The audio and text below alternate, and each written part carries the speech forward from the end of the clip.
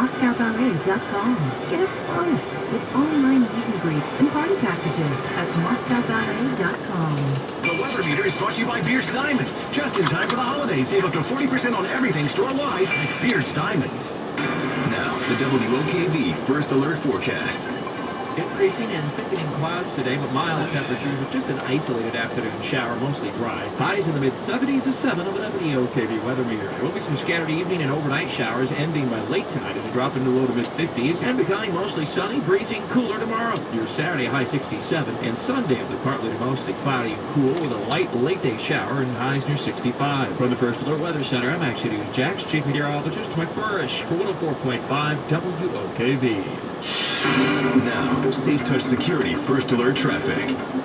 Orange truck driver is heading into Mandarin on the West Beltway southbound. I've taken a live look at the traffic maps, and you're moving along nicely. Give yourself just 10 minutes to get from Blanding over to the 95 ramps. From there, merging onto I-95 southbound and heading through St. Johns County, that speedway drive continues, and there are no incidents to report. From the Beltway all the way down to State Road 16 at the outlets will take you just 16 minutes. With Jacksonville's most frequent traffic, I'm Hannah Guile. Now, the 3 big things you need to know, powered by Safe Touch Security.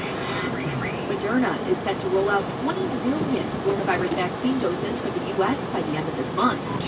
Wildfires continue to burn near homes in Southern California. Strong winds have now pushed the flames through canyons.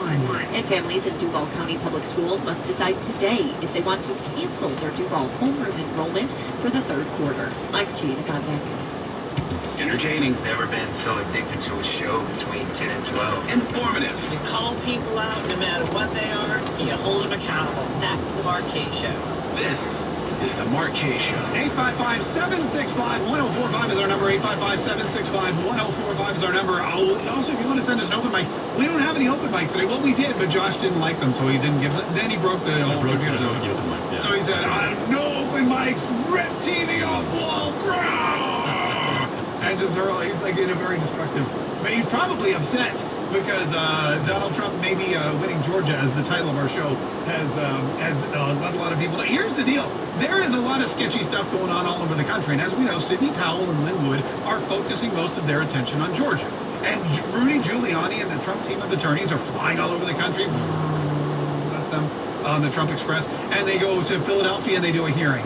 And then they go to Wisconsin and they do a hearing, or Michigan rather, and then Wisconsin, and then they go. Now they're in Georgia the other day, and one of the members of the legal team, this woman had surveillance tape which she had gone through and investigated, and she had. I mean, here's the other thing too. Everyone always calls it, these fact checkers are like, this is not at all what it looks like.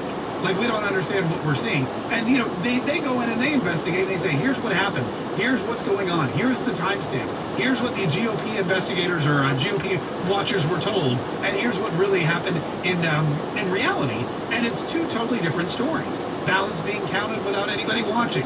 Ballots being counted after they said there's going to be no more counting of ballots today. All of these things and of course, this is the same period of time when Joe Biden took a commanding lead over Donald Trump in Georgia.